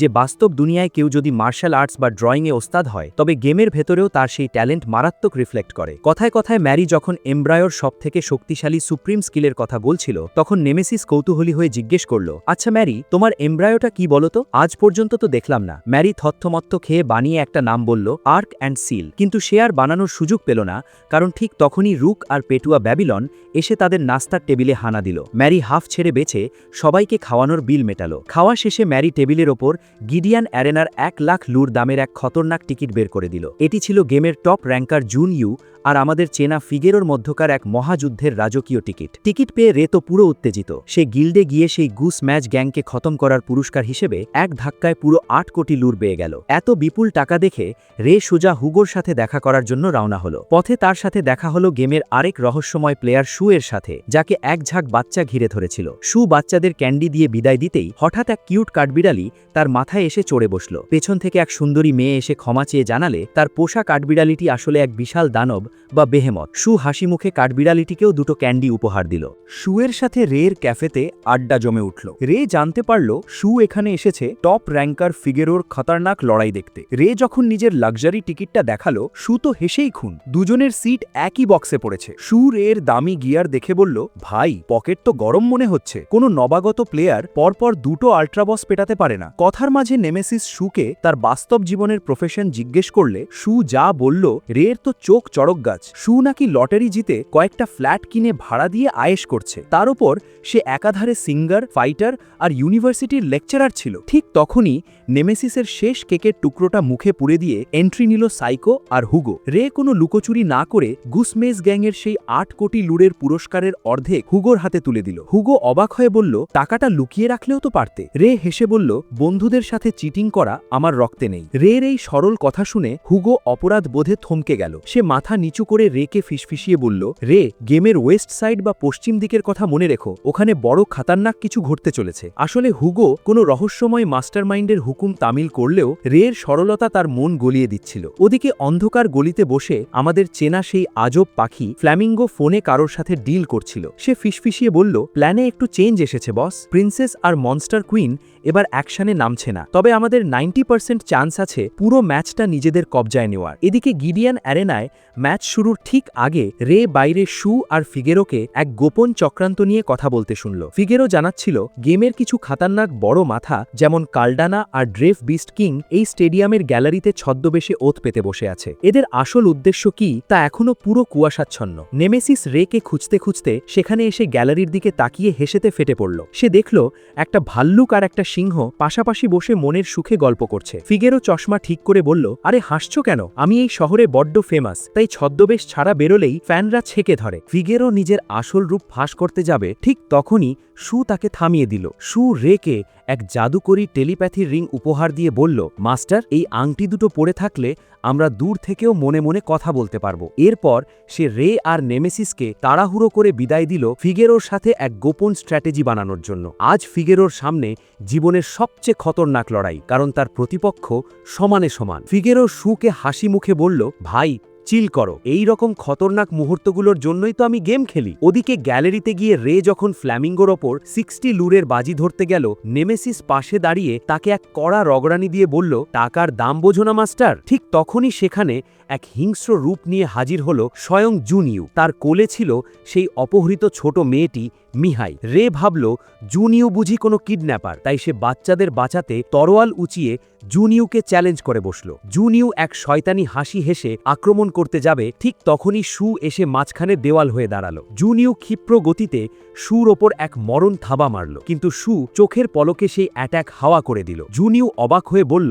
বাহ, এই দুর্বল দেশের প্লেয়ারের স্পিড তো হেব্বি। সে রের কানে ফিসফিসিয়ে বলল, বাচ্চা, আজ তোর কপাল ভালো, তবে কোনো এক রাতে তোর সাথে আমি একলা খেলবো। জুনিউ চলে যাওয়ার পর শু রেকে ধমক দিয়ে বলল, তুমি তো আজ যমরাজের বাড়ি থেকে ঘুরে এলে মাস্টার। ও হলো হুয়াং হে সাম্রাজ্যের 4 সেরা সুপিরিয়ার প্লেয়ারের একজন। তারা বক্সে ফিরতেই ম্যারি শুয়ের পরনের ভাল্লুকের ড্রেস আর গলার আওয়াজ শুনে ভয়ে পুরো কাঁপতে শুরু করল। রুক জিজ্ঞেস করল, কি ব্যাপার ম্যারি, কাঁপছো কেন? রে ফোরন কেটে বলল, ম্যারি মনে হয় ভাল্লুক ভয় পায়। ম্যারিও আমতা আমতা করে বলল, হ্যাঁ ভাই, আমি ভাল্লুক দেখলেই কেমন জানি হয়ে যাই। শু ম্যারির দিকে রহস্যের হাসি হেসে জিজ্ঞেস করল, তুমিই কি সেই বিখ্যাত জার্নালিস্ট ম্যারি? ম্যারি কোনো মতে মাথা নেড়ে হ্যাঁ বলতেই পুরো স্টেডিয়াম জুড়ে বেজে উঠল অফিসিয়াল অ্যানাউন্সমেন্ট। মাইকে ঘোষণা হলো, আজকের এই শতাব্দীর সেরা মহাযুদ্ধ অফিসিয়ালি শুরু হতে চলেছে। ফিগেরো রিংয়ে পা রাখতেই লাখ লাখ ফ্যান তার নাম ধরে চিৎকার করতে লাগলো। হোস্ট সবাইকে শান্ত করে ম্যাচের খতরনাক নিয়মকানুন আর নিষিদ্ধ আইটেমগুলোর লিস্ট স্ক্রিনে ভেসে উঠল। নিষিদ্ধ আইটেমগুলো যদি গেমের সিস্টেমে অ্যালাউড হতো, তবে ফিগেরো চোখের পলকে জিতে যেত। শুয়ের এই কথা শেষ হতে না হতেই রিংয়ের চারপাশে এক বিশাল প্রোটেক্টিভ ব্যারিয়ার বা সুরক্ষা কবচ তৈরি হয়ে গেল। তা দেখে জুনিউ এক শয়তানি হাসি হেসে হুঙ্কার দিল, ফিগেরোকে ধুলোয় না মেশানো পর্যন্ত আমি এখান থেকে এক পাও নড়ব না। নিচে বসে থাকা লাখ লাখ অডিয়েন্স তখন ক্ষোভে ফেটে পড়ে চিৎকার করছিল, কি ভাবছিস তুই নিজেকে? রিং থেকে জলদি নিচে নেমে আয়। লড়াই শুরু হতেই রে দেখল ফিগেরো পুরোপুরি ডিফেন্সিভ মোডে চলে গেছে। ওদিকে জুনিউয়ের আসল শক্তি হল তার দানবীয় লম্বা হাত, যা দিয়ে সে বহু দূর থেকেও শত্রুকে ফালা ফালা করে দিতে পারে। কিন্তু ফিগেরো কাঁচা খেলোয়াড় নয়, সে কোনো ইনজুরি ছাড়াই সমস্ত মারাত্মক আঘাত অনায়াসে হজম করে নিচ্ছিল। রে অবাক হয়ে জিজ্ঞেস করল, শু, এটা কি ওর কোনো এমব্রায়ো স্কিল? শু মাথা নেড়ে বলল, আরে না মাস্টার, ওটা ওর গায়ের খতরনাক ক্লোক বা মলাটের স্পেশাল ইকুইপমেন্ট স্কিল। এই ক্লোক শত্রুর সব এক্সটার্নাল ফোর্স হাওয়া করে দেয়, তবে এর কুলডাউন টাইম পুরো 10 মিনিট। অর্থাৎ ফিগেরো ম্যাচের শুরুতেই তার সবথেকে বড় ট্রাম্প কার্ড খেলেছে, কিন্তু পরক্ষণেই ঘটল এক রক্তারক্তি কাণ্ড। ফিগেরোর ডিফেন্স স্কিল শেষ হতেই সে মুখ থুবড়ে পড়ে এক গাল তাজা রক্ত বমি করে দিল। ওদিকে জুনিউ এক পৈশাচিক হাসি হেসে নিজের হাতের দিকে তাকালো, যেখানে আটকে ছিল ফিগেরোর ফুসফুসের একটা আস্ত টুকরো। জুনিউ আফসোস করে বলল, ইস, একটুর জন্য তোর হৃৎপিণ্ডটা ছিঁড়ে আনতে পারলাম না। রে তো পুরো টাসকি খেয়ে শুকে জিজ্ঞেস করল, যদি ক্লোকটা সব আঘাত আটকে দেয় তবে ফিগেরো এত মারাত্মক জখম হলো কিভাবে? শু তখন ফিগেরোর এমব্রায়োর এক খতরনাক সিক্রেট ফাঁস করল। ফিগেরো কোনো অস্ত্র ব্যবহার না করলেও লড়াই যত দীর্ঘ হবে তার ভেতরের ক্ষমতা তত গুণ বাড়তে থাকবে। এই জন্যই সবাই ওকে ইনফিনিট চেইন বলে। রিংয়ের ভেতর ফিগেরো তখন নিজের খতরনাক সুপিরিয়র অস্ত্র phantom light dragon sky peak blade বের করে এক বিশাল লম্বা তরোয়ালে রূপান্তর করল। শু বলল, বস, এবার আসল খেলা শুরু করতে চলেছে। ওদিকে জুনিও হার মানার পাত্র নয়। সেও তার চূড়ান্ত সুপিরিয়র অস্ত্র ইংলং ব্লেড উঁচিয়ে ধরল।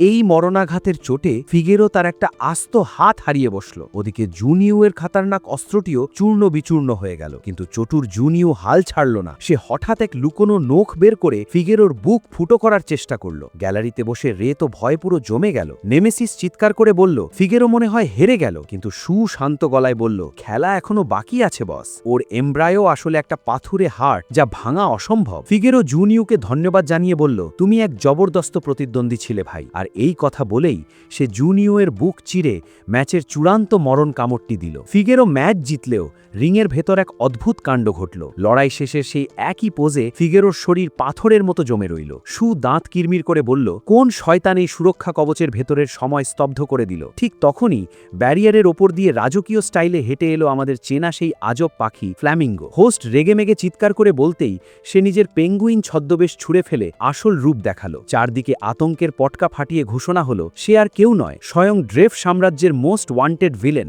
দানব সৃষ্টিকারী সুপিরিয়র প্রফেসর গিগাস ফ্র্যাঙ্কলিন। গ্যালারি থেকে প্লেয়াররা তাকে আক্রমণ করতে গেলেই ফ্র্যাঙ্কলিন এক পৈশাচিক হাসি হেসে নিজের কোলের দিকে ইশারা করল। সবাই দেখল সে এই রাজ্যের দ্বিতীয় রাজকুমারী এলিজাবেথকে কিডন্যাপ করে এনেছে। সে হুমকি দিল, রাজ পরিবারের গায়ে হাত দিলেই গেমের সিস্টেমে আজীবন জেল হবে। আসলে এই ছোট্ট রাজকুমারীটি কিছুদিন আগে মেরিন কাছে নিজের পরিচয় লুকিয়ে এলি নামে বন্ধু হয়েছিল, আর আজ সেই ফ্র্যাঙ্কলিনের হাতের পুতুল। হঠাৎ এক প্লেয়ার ধৈর্য হারিয়ে তেড়ে যেতেই ফ্র্যাঙ্কলিন এক খাতারনাক অক্সিজেন স্লাইম ছুড়ে 1 সেকেন্ডে তাকে গলিয়ে তরল মনস্টারে রূপান্তর করে দিল। এই বিভৎস দৃশ্য দেখে পুরো স্টেডিয়াম থরথর করে কেঁপে উঠল। ফ্র্যাঙ্কলিন তার হাতের রিমোট টিপতেই গ্যালারির চারপাশ থেকে শত শত তরল মনস্টার কিলবিল করে বেরিয়ে এলো। সে শয়তানি হাসি হেসে বলল, ঠিক 1 ঘন্টার মধ্যে আমার রিমোট ছাড়াই এই দানবগুলো পুরো গিদিয়ন শহরকে নরক বানিয়ে দেবে। এখন তোমাদের বাঁচাতে আমি 2টো খাতারনাক অপশন দিচ্ছি।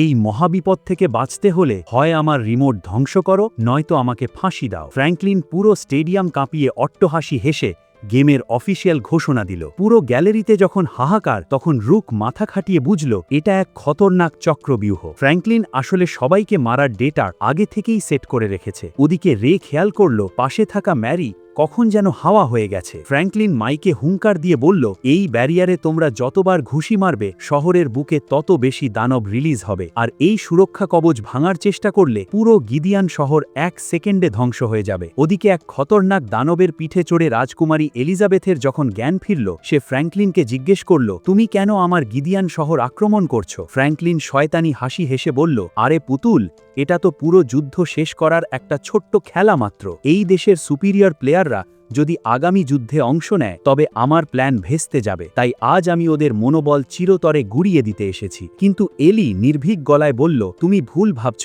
আমাদের মাস্টাররা দারুণ নির্ভরযোগ্য। স্টেডিয়ামের ভেতরে নেমেসিস শুকে জিজ্ঞেস করল, আচ্ছা ভাল্লুক ভাই, ব্যারিয়ারের বাইরে আমাদের সৈন্যদের শক্তি কেমন? শু মাথা চুলকে বলল, আরে আপু, মেইন মাস্টাররা তো সবাই এখানে খেলা দেখতে ঢুকে গেছে, বাইরে যারা আছে তারা বড্ড দুর্বল। রে তখন টেনশনে পড়ে ব্যারিয়ারের গায়ে হাত রাখতেই এক অলৌকিক কাণ্ড ঘটল। রের হাতটা কোনো বাধা ছাড়াই ব্যারিয়ারের ওপাশে চলে গেল। তা দেখে শু হাহা করে হেসে বলল, আরে মাস্টার, পেয়ে গেছি। এই ব্যারিয়ার শুধু লেভেল 51-এর ওপরের প্লেয়ারদের আটকায়, তোমার লেভেল তো মাত্র 41, তুমি অনায়াসে বাইরে যেতে পারবে। এই সিক্রেট ফাঁস হতেই স্টেডিয়ামের সব লেভেল 50-র নিচের প্লেয়াররা যুদ্ধের জন্য হুঙ্কার দিয়ে উঠল। শু তখন রের কাঁধে হাত রেখে গম্ভীর গলায় বলল, রে, এটা কিন্তু ফ্র্যাঙ্কলিনের কোনো নতুন মরণ ফাঁদও হতে পারে। মনে রেখো, তোমার প্রতিপক্ষ এক সুপিরিয়র ভিলেন, বাইরে পা রাখলেই নির্ঘাত মৃত্যু। একটা পুচকে মেয়েকে কিডন্যাপ করে শহরটা নরক বানিয়ে দেবে আর আমি হাত গুটিয়ে বসে থাকবো? আমার বিবেক কি এতই সস্তা? সু হেসে ফেলল। সে নিজের কাছে থাকা খতরনাক সব দামি আইটেম রেড দিকে বাড়িয়ে দিয়ে বলল, জানি তুই এটাই বলবি, নে এগুলো রাখ, আর যেমন করেই হোক বেঁচে ফের। ওদিকে সুরক্ষা কবচের বাইরে ফ্র্যাঙ্কলিনের সাঙ্গপাঙ্গরা তরোয়াল উঁচিয়ে ওত পেতে বসেছিল, যাতে লেভেল কম প্লেয়াররা বেরোতেই কুচুকাটা করতে পারে। কিন্তু গেট দিয়ে প্রথম বাঘের বাচ্চা রে বেরোতেই তাদের মুখে এক বিষাক্ত ধোঁয়ার স্ক্রিন ছুঁড়ে মারল। ঠিক তখনই আকাশ চিরে এন্ট্রি নিল রুকের খতরনাক মনস্টার মেরিলিন। সে এক হায় অর্ধেকের বেশি গুন্ডাকে জ্যান্ত গিলে ফেলল। ওপর থেকে এক বিশাল পাথুরে পাখি আগুনের গোলা বর্ষণ করতেই শত্রুপক্ষ পুরো দিক হারিয়ে ফেলল। ওদিকে নিজের দানবীয় বাহনে বসে ফ্র্যাঙ্কলিন তার ডিজিটাল ম্যাপে সবুজ আর লাল বিন্দুর লড়াই দেখছিল। সে রাজকুমারী এলিজাবেথকে ডেকে বলল, দেখো পুতুল, ম্যাপে লালগুলো আমার সেনা আর নীলগুলো তোমাদের লোক। এলি ম্যাপ দেখে বুঝল ফ্র্যাঙ্কলিন আসলে এই ম্যাপ ব্যবহার করে শক্তিশালী মাস্টারদের এড়িয়ে পালাচ্ছে। ফ্র্যাঙ্কলিন শয়তানি হাসি হেসে বলল,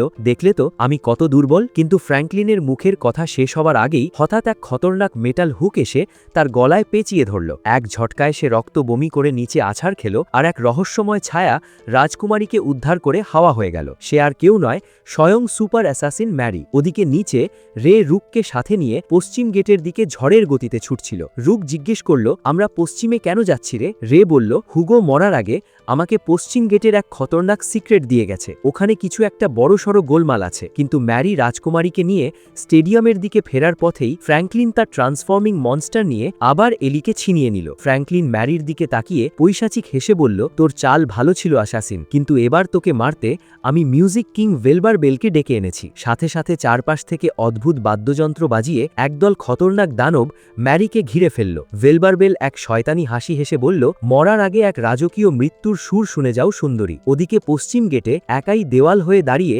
গিদিয়ানের শত শত নতুন প্লেয়ারকে নির্মমভাবে খতম করছিল আমাদের চেনা হুগো।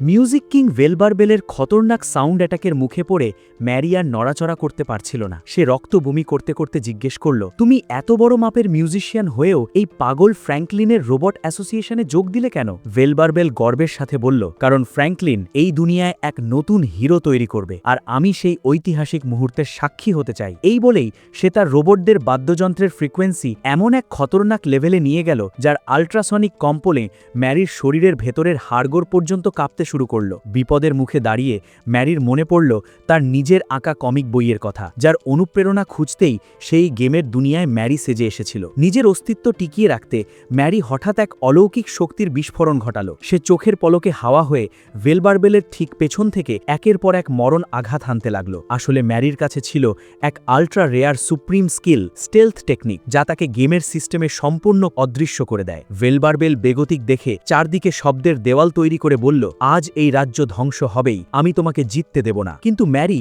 তাকে আর কোনো সুযোগ দিল না। তার বন্দুকের শেষ গুলিটি বাতাস চিরে গিয়ে এক দানবীয় বিস্ফোরণ ঘটালো, যা এক সেকেন্ডে চারপাশের সমস্ত রোবটকে পুড়িয়ে ছাই করে দিল। চারপাশের ধোঁয়া শান্ত হতেই ভেলবারবেল অবাক হয়ে বলল, আমার এই মরণ সঙ্গীত শুনে সবাই মারা যায়, কিন্তু তোমার কিছু হলো না কেন? ম্যারি হেসে বলল, আরে ভাই, সরি, আমি আর আমার এই পুচকে এমব্রায়ো দুজনেই জন্ম থেকে কালা, আমরা কিচ্ছু শুনতে পাই না। আর একটু আগের বিস্ফোরণে চারপাশের বাতাস হাওয়া হয়ে গেছে, তাই শব্দ তোমার নিজের কানেও পৌঁছাবে না। So good bye bro. ওদিকে ডিজিটাল ম্যাপে ভেলবারবেলের মৃত্যুর খবর দেখে ফ্র্যাঙ্কলিন পুরো টাসকি খেয়ে গেল। সে মনে মনে ভাবল, ইস, ম্যারি তো খতরনাক জিনিস। আচ্ছা, রেকেও যদি সেদিন খরগোশের কানের ওষুধের বদলে বিষ দিতাম, তবে আজ এত ঝামেলা হতো না। ফ্র্যাঙ্কলিন যখন গেমের পশ্চিম গেট দিয়ে পালাচ্ছিল, তখনই তার সামনে এসে দাঁড়ালো এক রাজকীয় সেনাদল। দুই পাশে দুই দুর্ধর্ষ কমান্ডারকে নিয়ে মাঝখানে তরোয়াল উঁচিয়ে দাঁড়িয়ে আছে স্বয়ং রয়্যাল ফোর্সের লিডার গ্র্যান্ড্রিয়া। সে বরফ শীতল গলায় গর্জন করে বলল, ফ্র্যাঙ্কলিন,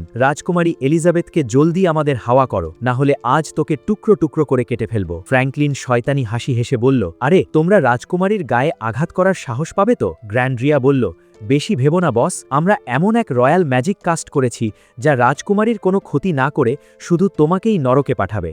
গ্র্যান্ডরিয়া কথা শেষ করতে না করতেই ফ্র্যাঙ্কলিনের ওপর এক খতরনাক সারপ্রাইজ অ্যাটাক করে বসল। ভাগ্যিস ফ্র্যাঙ্কলিনের কাছে একটা দামি প্রোটেক্টিভ চার্ম ছিল, নইলে আজ সেখানেই তার খেলা সাঙ্গ হয়ে যেত। সে বুক ডলে বলল, বাপ রে, এই দেশে কি সব সুপার অ্যাসাসিনরাই এসে জুটেছে নাকি? আজ তো দেখছি কারো না কারো রক্ত গঙ্গা বইবেই। ওদিকে পশ্চিম গেটে আমাদের হুগোর মনের ভেতর এক তীব্র যুদ্ধ চলছিল। পুরনো দিনের যন্ত্রণাদায়ক সব স্মৃতি তাকে কুয়ে কুয়ে খাচ্ছিল। তার এমব্রায়ো সাইকো চিন্তিত হয়ে বলল, হুগো, তোমার যদি খুব কষ্ট হয় তবে আমরা এই যুদ্ধ এখনই থামাতে পারি। কিন্তু হুগো মাথা নেড়ে বলল, না সাইকো, এই রাজ্যকে সারেন্ডার করাতে পারলে একটা অর্থহীন যুদ্ধ এড়ানো যাবে। ঠিক তখনই ঝড়ের গতিতে সেখানে রে এসে হাজির হলো এবং হুগোকে জিজ্ঞেস করল, ফ্র্যাঙ্কলিন এখন কোথায়? হুগো ঠান্ডা গলায় গেটের দিকে ইশারা করে বলল, সে গেটের ওপাশে রয়্যাল আর্মির সাথে লড়ছে। তবে রে, বস শুধু তোমার সাথে একলা ফাইট করতে চায়, তাই আমি তোমাকে ওপাশে যেতে দেব না। রুক পরিস্থিতি সামাল দিতে রের কাঁধে হাত রেখে বলল, রে, তুই জলদি ওপাশে যা, এই হুগোকে আটকানোর দায়িত্ব আমার। রে এক সেকেন্ডও নষ্ট না করে নিজের ভেঞ্জেন্স ইজ মাইন স্কিল দিয়ে হুগোর রোবট সাইকোর একটা হাত এক কোপে উড়িয়ে দিয়ে গেটের ওপাশে ছুটে গেল। হুগো ব্যথায় কোকিয়ে উঠে ভাবল, রে একটু আগে কোন খতরনাক কাউন্টার অ্যাবজর্ব স্কিল ব্যবহার করল। হুগো কিছু বুঝে ওঠার আগেই রুকের মনস্টার মেরিলিন পেছন থেকে তাকে এক মরণ থাবা মারল। রুক হেসে বলল, সরি ব্রো, তুমি নিজেই নিজের উইকনেস এক্সপোজ করেছো। হুগো চিৎকার করে বলল, তুই একটা আস্ত কাপুরুষ। রুক জবাব দিল, আমি রেয়ের মতো অত সৎ মানুষ নই ভাই, আমি আমার বন্ধুর দেওয়া কথা রাখতে যে কোনো লেভেলে যেতে পারি। ওদিকে গেটের ওপাশে কমান্ডার গ্র্যান্ডরিয়া আর লিন্ডস এক বহু চক্ষু বিশিষ্ট দানবীয় মনস্টারের সামনে পুরো নাকানি চুবুনি খাচ্ছিল। দানবটির অল ডিরেকশন লং রেঞ্জ অ্যাটাকের সামনে তাদের কোনো ম্যাজিক কাজ করছিল না। ফ্র্যাঙ্কলিন গাল ফুলিয়ে হাসছিল আর বলছিল, তোরা যদি হলি সোয়ার্ড অ্যাক্টিভেট করতে না পারিস তবে তোদের এই হার মেনে নেওয়াই ভালো। ঠিক তখনই এক বিশাল আগুনের গোলা নিয়ে রিংয়ে এন্ট্রি নিল আমাদের বাঘের বাচ্চার রে। সে তরোয়াল উঁচিয়ে ফ্র্যাঙ্কলিনকে বলল, তোর সব পাপের হিসাব আজ আমি এখানেই চুকাবো। ফ্র্যাঙ্কলিন শয়তানি হাসি হেসে বলল, অবশেষে আমার আসল শিকার চলে এসেছে। ওদিকে গেটের বাইরে রুক তার বিশেষ মাইন্ড রিডিং ক্ষমতা দিয়ে হুগোর পরবর্তী সমস্ত চাল আগে থেকেই প্রেডিক্ট করে ফেলছিল। সে মনে মনে বলল, হুগো এবার তার বাম পা বাড়াবে আর বাম হাত দিয়ে ব্লেড চালাবে। রুক এক অদ্ভুত ক্ষিপ্রতায় হুগোর তলোয়ারের কোপ ফাঁকি দিয়ে মেরিলিনকে আক্রমণের আদেশ দিল। হুগো মনে মনে পুরো ক্ষেপে যাচ্ছিল, কারণ তার প্রতিটা চাল রুক আগে থেকেই হুবহু প্রেডিক্ট করে ফেলছিল। এভাবে চললে সে তো লড়াইয়ের আগেই ক্লান্ত হয়ে পড়বে। ওদিকে রুক তখন মাথা খাটিয়ে হুগোর বরফ জাদুর এক খতরনাক গাণিতিক হিসাব কষছিল। সে দেখল হুগোর ফ্রিজিং স্কিলের টাইমিংগুলোর গরিষ্ঠ সাধারণ গুণনীয়ক বা গসাগু হল ঠিক 13। রুক বুঝল এই 13 সংখ্যার পেছনে কোনো গভীর রহস্য লুকিয়ে আছে। সে মেরিলিনকে দানব সামলানোর দায়িত্ব দিয়ে নিজে ঠান্ডা মাথায় হুগোর এমব্রায়োর আসল শক্তি ডিকোড করতে বসল। রুক বুঝতে পারল হুগোর এমব্রায়োর নাম দান্তের ডিভাইন কমেডির নরকের সেই বিশেষ কাসাদুস এলাকার সাথে যুক্ত, যেখানে বিশ্বাসঘাতকদের চিরতরে বরফে জমিয়ে শাস্তি দেওয়া হয়। আর মাত্র 2 সেকেন্ড বাকি থাকতেই রুক এক মরণঘাতী অ্যাটাক নিজের গায়ে নিয়ে ছিটকে গিয়ে দেয়ালের ধ্বংসস্তূপে আছাড় খেল। সাইকো ভাবল খেলা খতম, কিন্তু হুগো বলল, না, ও এখনো মরেনি। ধোঁয়ার ভেতর থেকে রুক উঠে দাঁড়িয়ে এক খতরনাক সত্যি ফাঁস করল। সে বলল, হুগো, তোমার লা পড়তে দন্তে স্কিলটা আসলে একই প্রজাতির প্লেয়ারদের খুন করার সংখ্যার ওপর নির্ভর করে। আমি যেহেতু 7 জন প্লেয়ারকে হারিয়েছি, তাই প্রতি 13 মিনিটে আমার শরীর 7% করে বরফ হয়ে যাবে। হুগো অবাক হয়ে বলল, বাহ রুক, তুমি তো দারুণ গেস করেছো। কিন্তু রুক এক চিলতে হেসে বলল, এই জন্যই আমি তোমাকে এত ঘৃণা করি হুগো। তুমি মুখে এক কথা বলো আর মনে মনে অন্য দ্বিধায় ভোগো। তুমি আর রে দুজনেই এই গেমকে আসল দুনিয়ার মতো সিরিয়াস নাও, অথচ তুমি নিজে ফ্র্যাঙ্কলিনের এই পৈশাচিক প্ল্যানের পার্টনার হয়ে পুরো শহরটাকে ধ্বংসের মুখে ঠেলে দিলে। এখন আবার নিজের ভুলের জন্য নিজেই কেঁদে ভাসাচ্ছ। তোমার মতো এই রকম দ্বিধাদ্বন্দ্বী আর হিপোক্রিট মানুষ আমার লাইফে আমি দ্বিতীয়টা দেখিনি। নিজের পাপের যন্ত্রণায় নিজে ভুগছ, আবার পাপের পথেই হেঁটে চলেছ। তুমি সত্যিই এক চরম অপরাধী। রুকের এই একনাগারে ধমক আর ধারালো কথাগুলো হুগোর বুকের ভেতর গিয়ে তীরের মতো বিঁধল। রোবটের ককপিটের ভেতরে বসে হুগোর পুরো শরীর থরথর করে কাঁপতে লাগলো এবং তার মনের সমস্ত জোর এক নিমেষে ভেঙে চুরমার হয়ে গেল। সে নিজের ভেতরের এই অপরাধবোধ আর নিতে পারছিল না। ওদিকে রুক তার বরফে জমে যাওয়া হাত নিয়েই নিজের চূড়ান্ত মরণ কামড় দেওয়ার জন্য তৈরি হলো। রুকের এই চরম অপমানজনক কথাগুলো হুগোর মাথার ভেতর গিয়ে যেন বোমার মতো ফাটল। সে নিজের সমস্ত হিতাহিত জ্ঞান হারিয়ে এক খাতারনাক ব্লেডের কোপ মারল রুকের ওপর। কিন্তু ধোঁয়া সরতেই হুগো তো পুরো হাঁ। সে দেখল রুক ইতিমধ্যে তার এমব্রায়োর সাথে এক হয়ে এক ভয়ঙ্কর ড্র্যাগন ডেমন হিউম্যান রূপ ধারণ করেছে। হুগো অবাক হয়ে বলল, কোনো প্রিপারেশন ছাড়াই তুমি এই আল্ট্রা ফর্মে চলে এলে? আসলে রুক অনেক আগে থেকেই এর প্রস্তুতি নিচ্ছিল। এবার শুরু হলো এক মুখোমুখি ওপেন ফাইট, যেখানে হুগোর সে চেনা বরফ জাদুর আল্টিমেট স্কিল আর কোনো কাজই করছিল না। ওদিকে গেটের ওপাশে ফ্র্যাঙ্কলিন সেই বহু চোখা দানব আরএসকের দিকে ইশারা করে অহংকার নিয়ে বলল, সবাই ভালো করে দেখ, এই দানবের চোখে আজ পুরো গিদিয়ন শহরের ধ্বংসলীলা ভেসে উঠছে। সে চিৎকার করে জানালো তার মেইন উদ্দেশ্য হলো এই দেশের মানুষের মনোবল ভেঙে দেওয়া এবং রেকে সবার সামনে চরম অপমান করা। রে দেখল পরিস্থিতি বড্ড জটিল। তার বিষাক্ত ধোঁয়ার স্কিলটি অলরেডি ওয়েস্ট গেটে ব্যবহার হয়ে গেছে, তাই সে নর্মাল ফাইট করে আবার তার মেইন স্কিল ভেঞ্জেন্স বা প্রতিশোধ অ্যাক্টিভেট করার প্ল্যান করল। কিন্তু ফ্র্যাঙ্কলিন তখন গেমের শেষ চালটি চালল। ফ্র্যাঙ্কলিন তার হাতের সেই মরণ রিমোটটি হুট করে দানবটার মুখের ভেতর ছুঁড়ে ফেলে দিয়ে বলল, ঠিক 662 সেকেন্ড পর এই রিমোট নিজে থেকেই অ্যাক্টিভ হয়ে পুরো শহরকে ছাই করে দেবে। যদি বাঁচাতে চাও তবে এই আরএসকে দানবকে খাতম করো। রে তখন ড্যামেজ জমিয়ে ভেঞ্জেন্স স্কিল মারতে গেল, কিন্তু নেমেসিস চিৎকার করে বলল, মাস্টার, আমাদের ড্যামেজ কাউন্টার কাজ করছে না, শক্তি সব চারদিকে ছড়িয়ে যাচ্ছে। ফ্র্যাঙ্কলিন পৈশাচিক হেসে বলল, আরে বোকা রে, তোকে যে আমি খরগোশের কানের ওষুধ খাইয়েছিলাম ওটা আসলে এক ট্র্যাকিং ডিভাইস। তোর প্রতিটা স্কিল আর উইকনেসের ডেটা আমার হাতের মুঠোয়। ফ্র্যাঙ্কলিন আরও বলল, তুই সেদিন মিলিয়াকে বাঁচিয়ে আমার প্ল্যান নষ্ট করেছিলি, তাই আজ তোকে আমি নরকের স্বাদ চখাবো। রে নিজের তলোয়ার শক্ত করে বলল, তুই একটা আস্ত কাপুরুষ, বাচ্চাদের বিপদে ফেলেছিস, তোকে আমি মেরেই ছাড়ব। ফ্র্যাঙ্কলিন হাসল, বললেই হলো, হাতে আর মাত্র 270 সেকেন্ড সময় আছে, দেখি তুই কি করিস। তখনই নেমেসিস রের কানের কাছে ফিসফিসিয়ে এক খাতারনাক রিভার্সাল আইডিয়া দিল। ফ্র্যাঙ্কলিনের ট্র্যাকিং ডিভাইসটা শুধু 24 ঘন্টার জন্য অ্যাক্টিভেটেড ছিল, তার মানে শেষ কয়েক মিনিটের নতুন কোনো প্ল্যান ও ডেটাতে নেই। নেমেসিস রেকে এক মারাত্মক আশার আলো দেখালো। রে বুঝল এই খতরনাক মরণফাঁদ থেকে বাঁচতে হলে তাকে এখন এক বিশাল জুয়া খেলতে হবে। যদিও এতে নিজের জীবন যাওয়ার 100% রিস্ক ছিল, তাও রে কমান্ডার গ্র্যান্ড্রিয়া আর লিন্ডসকে বলল আরএসকে দানবটাকে শক্ত করে চেপে ধরতে। ওদিকে ফ্র্যাঙ্কলিন তখন গেমের গ্যালারিতে থাকা 10,000 মানুষের ভেতরের ভয় আর আতঙ্ককে এক খতরনাক দানবীয় শক্তিতে রূপান্তর করার নীল নকশা কষছিল। কিন্তু রে তাকে আর 1 সেকেন্ডও সময় দিল না। সে নিজের সমস্ত মানা বা জাদুকরী শক্তিকে কম্প্রেস করে এক সুবিশাল এনার্জি স্রোতে পরিণত করল এবং তা সরাসরি আরএসকে দানবের দিকে ছুড়ে মারল। ফ্র্যাঙ্কলিনের চোখের অহংকার এক নিমেষে আতঙ্কে রূপ নিল। চিলটে শয়তানি হাসি দিয়ে বলল, তুই নিজেকে বড্ড চালাক ভাবিস না ফ্র্যাঙ্কলিন, এবার দেখ আসল ধামাকা। পরের সেকেন্ডেই এক মহাজাগতিক বিস্ফোরণে সেই আরএসকে দানবটা চারদিকের দেওয়াল সহ পুরো ধুলোয় মিশে গেল। দানব খতম হলেও রে নিজের একটা হাত সম্পূর্ণ হারিয়ে রক্তাক্ত অবস্থায় মাটিতে লুটিয়ে পড়ল। গ্র্যান্ড্রিয়া তাকে বাঁচাতে ছুটে এসে বলল, ওর ক্ষত আমি সারিয়ে দিতে পারবো, কিন্তু এই পুড়ে কয়লা হয়ে যাওয়া হাত আর কোনোদিন ঠিক হবে না। ওদিকে ফ্র্যাঙ্কলিন দাঁত কিরমির করে বলল, তোরা জিতেও হেরে গেছিস, এখনো 251 সেকেন্ড বাকি। সে তার গোপন ব্যাকআপ রিমোট বের করে গিডিয়ন শহর ধ্বংস করার জন্য 2 লেজেন্ডারি আল্ট্রা বস মনস্টার ডিজিপি আর কসকে রিংয়ে নামিয়ে দিল। ফ্র্যাঙ্কলিন চিল্লামিল্লি করে বলল, আগের দানবটা তো ট্রেলার ছিল, আসল সিনেমা তো এবার শুরু হবে। কিন্তু সে ম্যাপের দিকে তাকাতেই দেখল পুরো শহর তখনও একদম শান্ত। আসলে আমাদের ম্যারি তার অদৃশ্য শক্তি দিয়ে আগেই শহরের সমস্ত লিকুইড মনস্টারকে এক কোণায় বন্দি করে ফেলেছিল। ওদিকে পশ্চিম গেটে রুকে ড্র্যাগন ফর্মের সামনে পরাস্ত হয়ে হুগো মাথা নিচু করে বলল, সব শেষ। রুক গর্জন করে বলল, হাদা নাকি তুমি হুগো? ফ্র্যাঙ্কলিন তোমাকে বলেছিল ও সাধারণ মানুষের ক্ষতি করবে না, আর তুমি সেই মিথ্যা বিশ্বাস করে বসে আছো। ও এখন তার সবথেকে খতরনাক প্ল্যান সি অ্যাক্টিভেট করতে চলেছে। রুকের কথা শেষ না হতেই আকাশ চিরে ফ্র্যাঙ্কলিনের আসল সুপ্রিম এমব্রায়ো আত্মপ্রকাশ করল। এক বিশাল প্ল্যান্ট বিস্ট ফোর্ট্রেস বা রাক্ষুসে উদ্ভিদের কেল্লা, যা পুরো শহরকে এক গ্রাসে গিলে খেতে আসছিল।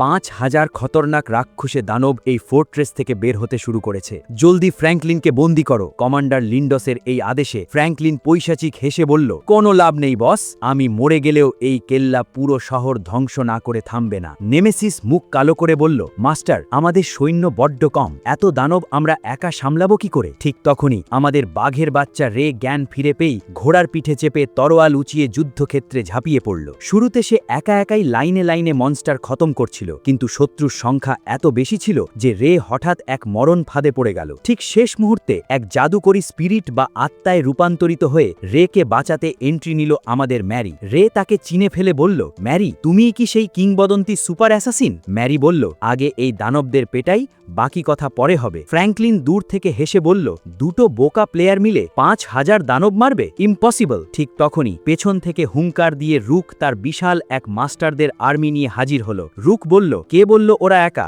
গিডিয়নের সব প্লেয়ার আজ এক হয়ে লড়বে। ওদিকে রুককে আসতে দেখে ফ্র্যাঙ্কলিন বুঝল হুগো ইচ্ছা করেই এই প্লেয়ারদের ছেড়ে দিয়েছে। সে ক্রুর ভেসে বলল, বিশ্বাসঘাতক হুগো, তুইও শেষ পর্যন্ত আমায় ধোঁকা দিলি। ওদিকে স্টেডিয়ামের সুরক্ষা কবচ এক ঘুষিতে ভেঙে গুড়িয়ে দিয়ে আমাদের ছদ্মবেশী ভাল্লুক ভাই শু রিংয়ে নামল। সে ফিগেরোকে ওখানকার দায়িত্ব দিয়ে ঝড়ের গতিতে রের দিকে রওনা হলো। যুদ্ধক্ষেত্রে ফ্র্যাঙ্কলিন বেগতিক দেখে রেকে মারতে তার সবথেকে খতরনাক ড্র্যাগন কিং মনস্টারকে লেলিয়ে দিল। ড্র্যাগন কিং রের দিকে মরণ থাবা বাড়াতেই রে এক চুলো নড়ল না। সে নিজের জীবন বাজি রেখে শেষবারের মতো ভেঞ্জেন্স স্কিল অ্যাক্টিভেট করার খতরনাক জুয়া খেলল। পুরো গিডিয়নবাসী যখন আতঙ্কে চোখ বন্ধ করে ফেলেছে, ঠিক তখনই আকাশ চিরে এন্ট্রি নিলেন স্বয়ং কিং অফ গেমার্স শু। সে এক কোপে ড্র্যাগন কিংকে খতম করে রের মাথায় চাটি মেরে বলল, আরে পাগলা, মরার জন্য কি আর কোনো ভালো জায়গা পেলি না? লড়াই তো বেঁচে থাকার জন্য করতে হয়। শু তখন তার হাতের সেই জাদুকরী টেলিপ্যাথি রিংটা অন করে পুরো শহর কাঁপিয়ে ঘোষণা দিল, ফ্র্যাঙ্কলিন,